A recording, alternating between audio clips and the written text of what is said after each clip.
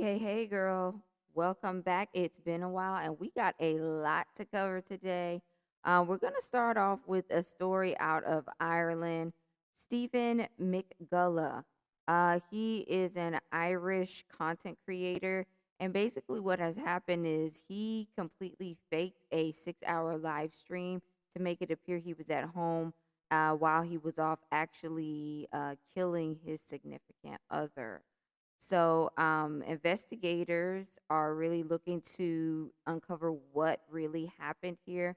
But so far, they have seen that there was a lot of inconsistencies in his story. They took him to trial, and he basically kept this whole charade going. It was a calculated plan that he created this whole 6 hour, 7 hour live stream as an alibi so that he could go off and actually take place in unaliving someone.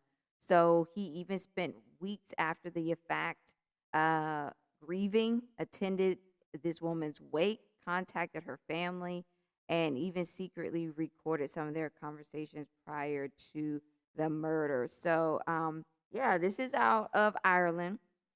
And yeah, this is not the first story I've seen like this where some content creators really get into some really bad things. So definitely a sad scene all around. And yeah, just really tragic.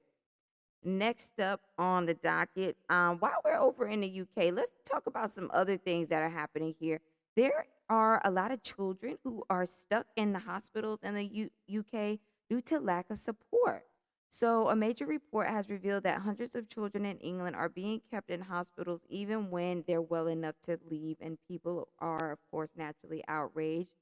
Kids aren't being discharged because of community care, housing, and home support services aren't available. So, this could be children who are experiencing some type of family crisis. They don't have the support that they need at home, and it really is a shame. Some children have even spent months or even years in the hospital unnecessarily. Over 260,000 young people spent weeks of their childhood in the hospital and some over a year there. And so, of course, critics are, pointing their finger and saying that this is a systematic failure. And the problems that it, of course, causes is it's blocking hospital beds for other patients. It harms children's mental health and development, and it shows how underfunded community services are. And again, this is what's taking place in England. This article is out of The Guardian, and there's also some NHS references, which is kind of like their equivalent of our National Institutes of Health. So if you're interested in knowing more about that, definitely head over to The Guardian and check out that article. Another topic trending currently about the UK. We're going to spend a minute in the UK and go ahead and take a look what's happening over there, because it's important to do that, because otherwise you kind of get tunnel vision, especially with all this stuff online. We kind of just think that wherever we're at in the world is always the worst place ever, and we kind of forget that everywhere has problems. Everywhere is kind of on a similar plane, with the exception of of course you have like the first world countries, USA, UK, Europe, kind of are usually there, and some Asian countries. Then you have the third world countries, which are, of course, some of your places in like India, Africa, and parts of South America. So it's important to know that bad things are happening everywhere, and it just kind of helps you to kind of get a less angry about things in a way. Not necessarily less angry, because it is outraging, but just to kind of know that we're not the only place experiencing systematic issues, with our health care or whatever it is. I'm sorry to interrupt, but it's important. Welcome to Work It Lady Podcast, where it's time to put in the work regarding educating yourself on all areas of your health and well-being. At Work It Lady Podcast, we are dedicated to empowering women to take control of their health and mental well-being. Our mission is to provide women with the knowledge, inspiration, and tools needed to transform their lives, from improving nutrition and fitness, navigating womanhood, and if you're a mom, excelling at motherhood. Step 1, like this episode. Step 2, share it with someone you love, and even the haters, they need help too. Step 3, subscribe on podcasts, subscribe on YouTube, join our mailing list to stay in the loop on classes and events. I am so happy you made it here, girl. Thank you. So in Kent, England, they are dealing with a bit of a meningitis outbreak, unfortunately. And this has, of course, sparked widespread public concern because it has caused dozens of serious infections and multiple deaths, mainly among students, and highlighted gaps in vaccination coverage and public health preparedness. The outbreak is linked to the Neisseria meningitis serogroup B, or MenB, a fast-acting bacterial infection that can be life-threatening and spread through close social contacts. As of late March 2026, right around now, there are about 29 confirmed or probable cases with 2 deaths, promoting emergency responses, including antibiotics, mass vaccination campaigns, and contact tracing.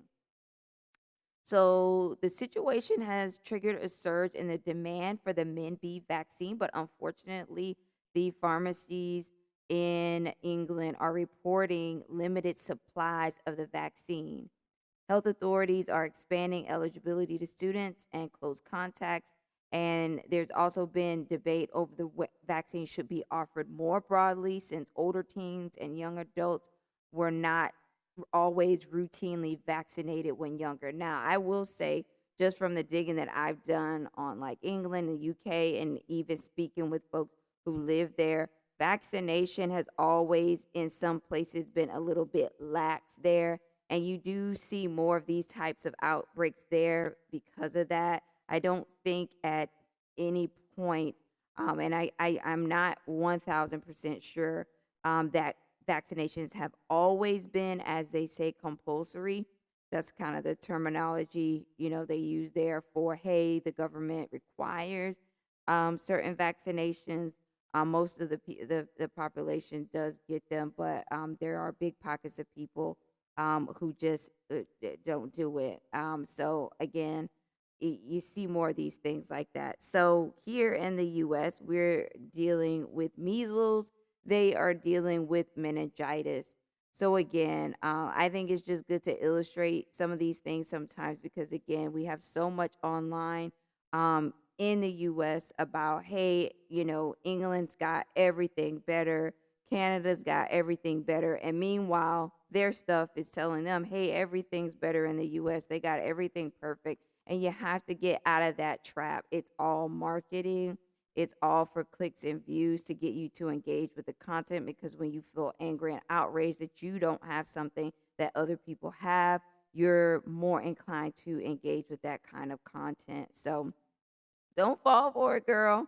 It's about the same everywhere, again, with the exception of, the broad spectrum of first world countries, second world countries, third world countries. There are, of course, some differences, but there are going to be certain problems that you're going to see no matter where you're at. So, again, unfortunately, the anti-vax stuff is, a thing in other first world countries as well. And it's a shame because a lot of the underdeveloped countries, they are doing good with their vaccination rates because they know, because they've been through what life looks like without some of these vaccinations. So now let's move on to the next thing on the docket. A little fun here, guys. Have you seen this stuff on TikTok going around about these reborn dolls? It's a little bit strange, and I thought just for a little bit of relief, we would talk about that one. But it's these hyper realistic baby dolls, and they could cost anywhere from a few $100s to as much as 6,000 or more. These are handcrafted dolls that are made to look and feel like real infants, typically made from silicone or vinyl, and they have that really painted skin tone. You've seen it before. This is not a new thing. These have been out, like, I don't know, maybe since the early 2000s, where, you just have these trends every now and then of like grown women carrying around babies. I want to share this. About a month and a half ago, I was out doing some crafty shopping with my little ones. And as we're going into the craft store, I pulled the door open for this woman with a baby carrier. she's out there with her stroller, and I'm like, oh yeah, stroller, yeah, this new mom. I remember when I was at that spot of having a brand new baby, because that's the type of stroller she had. She had a stroller that was very expensive and what you would use for a brand new baby. Tell me why, as she rolls the carriage past me, y'all, she has a baby doll in there. It was not a real baby in there. And I was just like, people can do whatever they want. I mean, hey, if that's something fun for her and cool that she wants to do, rock on, I guess. But it's just a little like bizarre. So now this is becoming a trend again. And TikTok is definitely amplifying this. There's a whole niche on there. Some people are showing how to make the dolls. Some people are just, showing a day in the life with them and their doll. And this is for some people who are like, hey, I always wanted to have a baby, but that's just not in the cards for me right now. And they're embracing this. So for something like that, I could see where this could be something appealing to do. But there are some other ways that you could have a positive effect, in a baby's life. Maybe, volunteer at a different women's homes, or, if you're able and in a financial position, you could even adopt a child, as long as you pass all the checks, you're not too crazy, girl, or anything. That could be something good to do. But I just thought that was interesting. Okay. Yeah, who knows? But oh, it's all good. It's all good. All right. So moving on, let's talk about some kind of good news again on the health side. Good news, but we're still not there yet. I think I may have talked about this one some months ago, or maybe even last year. But Pfizer's Lyme vaccine shows efficacy but misses key statistical hurdle. So Pfizer has been working on a Lyme's disease vaccine for quite some time now. I really hope that they could do this, because Lyme's disease is really starting to get out of control. About 476,000 people each year are diagnosed with Lyme's disease. So I really, would love to see this get under control, because Lyme's, as you know, has some devastating effects for folks. And I feel like it's something that really a vaccine could be developed for, that would be very good, and just kind of head it all off, before it even starts. A lot of people have pets here in the US that live in the home. And so, now you don't have to worry as much about your pet making you sick if this thing gets passed. So let's talk about what's happening. So this is an experimental vaccine from Pfizer, and Valnera is also a, a part of this. And what this vaccine is doing thus far is reducing Lyme's disease by more than 70%, according to this newly released data that was published today. And the results, though, are still missing some of the statistical um, kind of bars that they want to see to really see how effective the vaccine is. But as they keep working on this, they will, go ahead and take it to the powers that be to go ahead and do further testing and to see, what the future for this vaccination looks like. I'm hoping that they'll get it together and they could take it over to the Food and Drug Administration and the CDC and see how it goes. So, this is a great start. I hope that, this scientific development will, just kind of surge. Hey, maybe in a year or two, we will have a Lyme's vaccine. And I hope it's something that could be given to people who already have it, and maybe it could help them. There are certain vaccines that can be given even after the fact that you contract something, and it could actually help. So I don't know. I have no clue about that for this particular vaccine, but hey, something to be hopeful about. All right. So next, have you heard of the Mind Diet? Do you know what the Mind Diet is? Well, the Mind Diet is short for the Mediterranean Dash Intervention for Neurodegenerative Delay. That is what the Mind Diet stands for. So basically, it's kind of a little bit of a modified Mediterranean diet, but it helps focus on certain, actually about 10 nutrient dense groups that it focuses on for you to get in so that you can kind of prevent um, degenerative issues as you age with our brains. So thus far, and this was kind of some great information about this particular diet.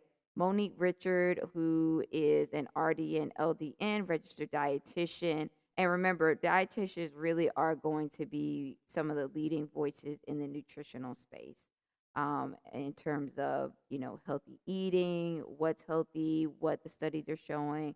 They are kind of right underneath the leading scientists on this. Definitely put them up there with your doctors and scientists, maybe right underneath them is kind of where they would fall into a chain of command. So definitely much more qualified than a wellness influencer, health influencer online. And basically, what she had to say was, it with the strategy of this diet, there have been some sustainable shifts in what they're observing in people's mental strength and mental longevity when they have stuck to this diet. So the diet focuses on leafy greens, antioxidants, berries, fatty fish, omega 3s, unsaturated fats, olive oil, legumes, and quinoa. So those are some of the main ones. What's good about it is that it also helps to control the blood pressure. And so, what they found, and the one of the main doctors who has been working on this is Dr. Dunn Trin, and this is out of the Healthy Brain Clinic in Irvine, CA. And they found that there's a lot of evidence that is supporting how the gray matter is looking on MRIs of people who stick to this diet and who don't. So they're seeing, of course, less brain deterioration, um, less age related brain changes that are common as we age. And so it just goes to speak to the fact that, we really do need to be mindful about how we're eating. Okay. So, yeah, good news for that. If you're interested more on that, definitely you can go ahead and Google the Mind Diet and get chomping on some healthy food, girl. Now let's get into a little bit of a kiki and a cackle, but I'm feeling bad all around. I'm sure you guys have seen this, but Beyonce's mom has been out at the Houston rodeo and she has been pushing her gumbo. And I think it's great that, I feel like Mama Tina's like, look, it's my time now. I want to do something fun. I want to get out there. Some people say, hey, well, is this just because the, family is running out of money?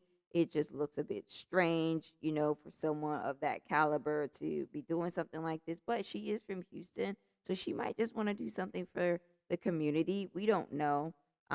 So we really have no clue. But anyway, what's happening now is that people are getting a little bit sick, unfortunately.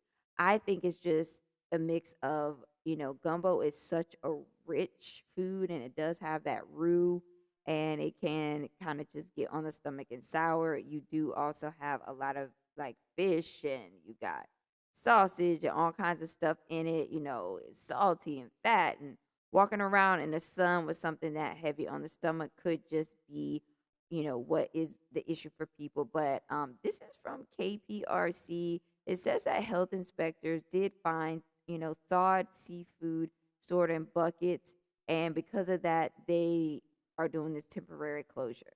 So we are wishing Mama Tina the best. We're hoping the best for her and the gumbo. I think it's cool what she's doing, but I don't know, y'all. I think it would have been more productive for her to maybe go out there with some cupcakes or cookies or sweet treats something that, she could do beignets even because, she does have that Creole and that New Orleans, and they do a lot of desserts down there too because they do have that French influence with the French baking. I think she should have did a bake stand. It's much more easy, it's sustainable, and then she could have even packaged that up and did a whole, USA campaign, kind of like, remember Patti LaBelle? She has her sweet potato pies in stores and things like that. She could have done something like that.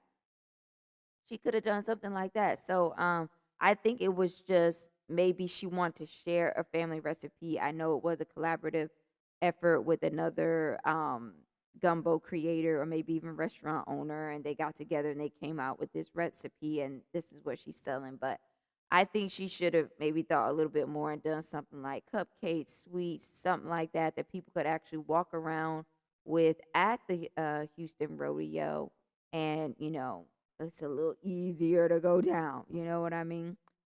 So now let's talk about this right here, guys. Moving it along. Elon says he's offering to pay for TSA.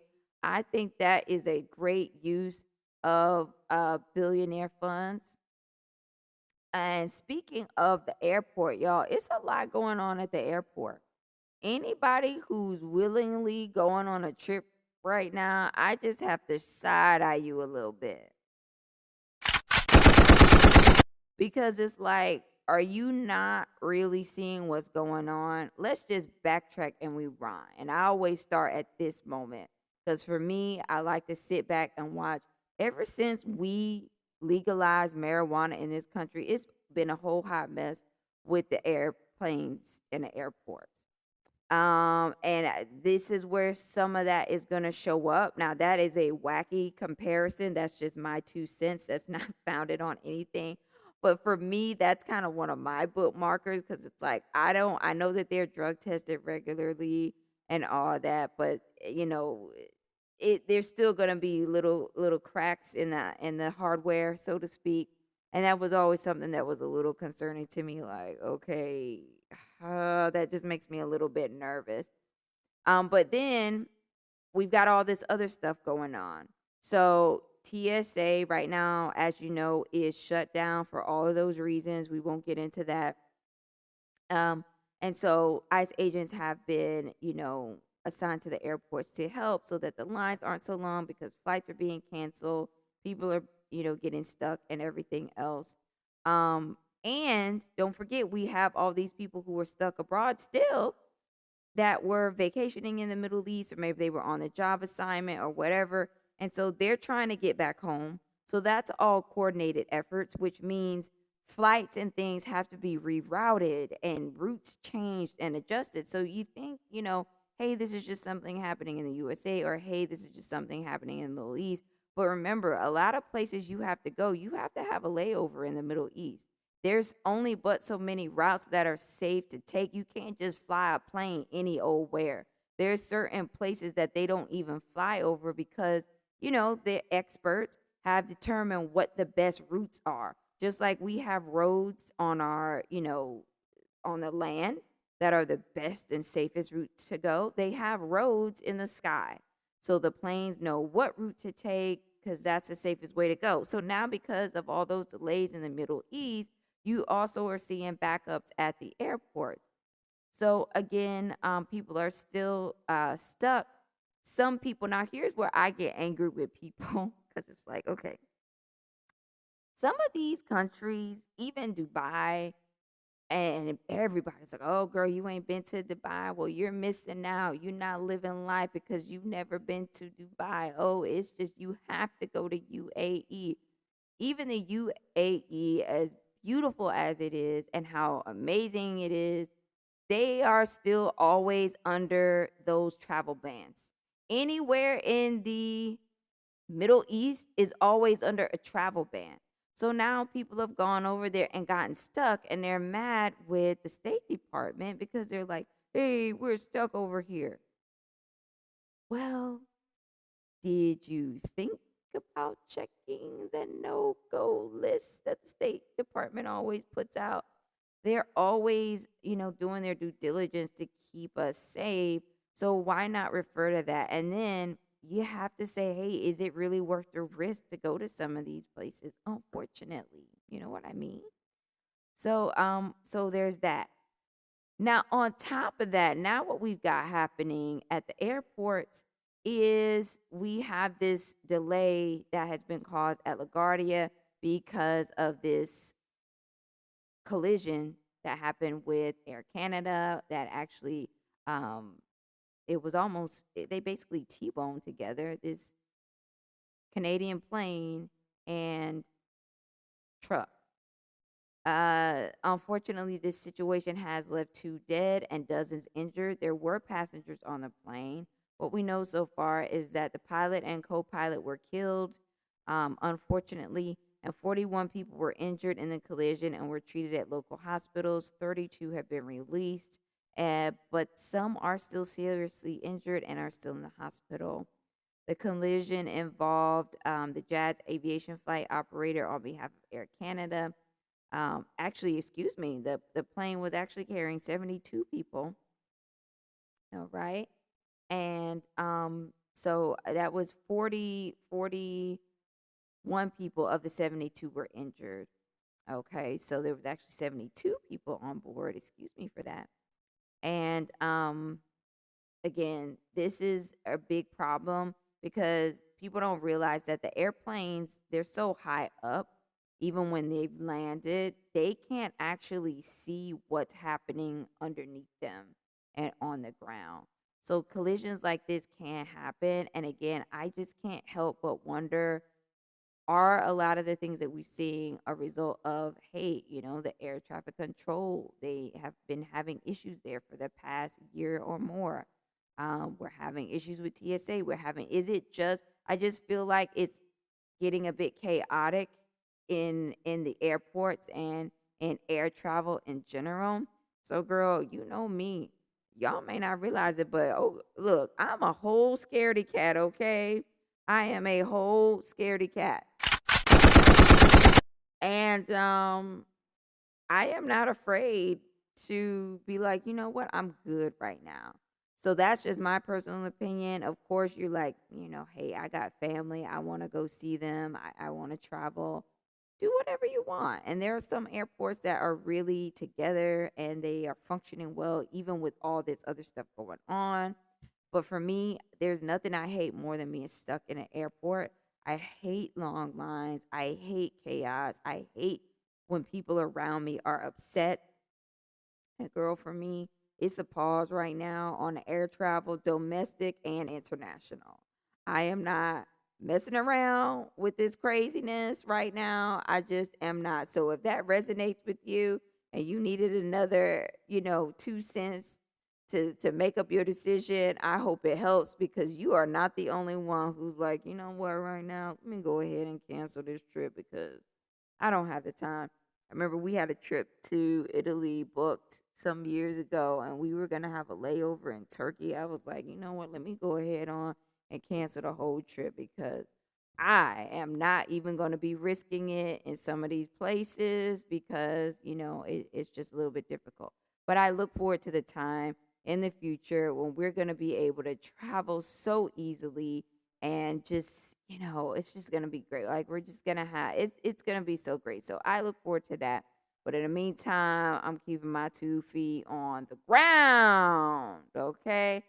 So let's get into our last thing, and this is again a little bit just about like, opinion piece, like my opinion matters. It doesn't actually, but I don't know if y'all see this too. So since we are, talking about Beyonce and her kin, let's talk about her little nephew, Jules Smith, and this is Solange's son, and he has been seen stepping out with a 41-year-old reality TV personality by the name of Tommy Lee, sparking widespread dating rumors online. There were some clips posted to social media of him giving her a piggyback ride and her giving him little pet names and cutesy cutesy and all that. And yeah. So some people are like, oh, this is so weird. This is so strange. Like, whatever. as I'm maturing, guys, I care less about this stuff. I can remember being like super young and being like, if you date anyone 5 years older or 5 years younger than you, you are just garbage. Like that was just like my mentality. But as I have aged, I'm just like, let people do what they want to do as long as everyone is understanding. It's not like this is a underage. Underage is underage. That is completely unacceptable. We need to obey the laws of the land. But once people are of age, and he is 21, that's barely of age, but like whatever. Is he still a child? Yes. Does he probably not really get what he's doing? Yes. Um, could there be some type of, dynamic going on here? It's possible, but again, it's like just stay out of people's business. If people want to date people 20 years older than them, let them do what they do. And right now, everyone's like, oh, well, she's double his age, but it's 20 years. So, give it some more time. She won't be double his age. It'll just be a 20-year difference, if that makes sense. So, like a 20-year-old can be double a 10-year-old's age, but there's only a 10-year difference between them. So, when that 10-year-old is, 40 and the other person's 50, so it just, not, my goodness, not that I'm saying that anything. I'm just using that as an example of the age difference thing. But again, as long as the person is of age, and following the laws, whatever. Yeah, I don't see the need for people to be outraged by this stuff anymore because people could do whatever they want to do. Is this something for me? No. I just the idea of being with someone that is a that much of a different, it just would seem very difficult and just probably more trouble than what it would be worth. So I definitely like get why people would not want to engage in something like this. But we've seen this. I know just in, you know, being around and going different places and knowing different ones over the years and working with them and all that. Like I've seen this before, even in, you know, more of a like modest setting. And I've seen age gaps like this, and I always thought like, oh, that's like the dumbest thing ever. But now I'm just like, you know what? Whatever. And this seems to be a growing trend because there's a bunch of basketball players that are also like 20, 21, 22, and they're going out with women in their 40s and 50s. And one even has a child by a 20-year-old. I think the woman is like 43 or something, and uh, the boyfriend is like 22, and they have a child together. Again, it just doesn't bother me at this point. And again, I think also too sometimes it's like that double standard of like, oh, hey, you're an older woman, you shouldn't be going with a younger guy. But men have been doing this. I personally think it's more inappropriate when men do it, although that's a really big double standard. And it's like not a fair thing. But I don't like it when I see men doing it because most men who do this, they're doing it for the wrong reasons. They like don't care about the person at all, and they're just there to see what they could get out of the person. But and that could be the same with a woman doing this, absolutely. But I don't know, whatever. I'm just like, hey, not gonna worry about it. So, anyway, guys, that is it for the kind of coverage for today. We talked about lots of trending topics in pop culture, trending developments on the health scene, and some wellness as well. So, I hope you enjoyed this episode. I hope you found it helpful, and I'll see you next time. Bye.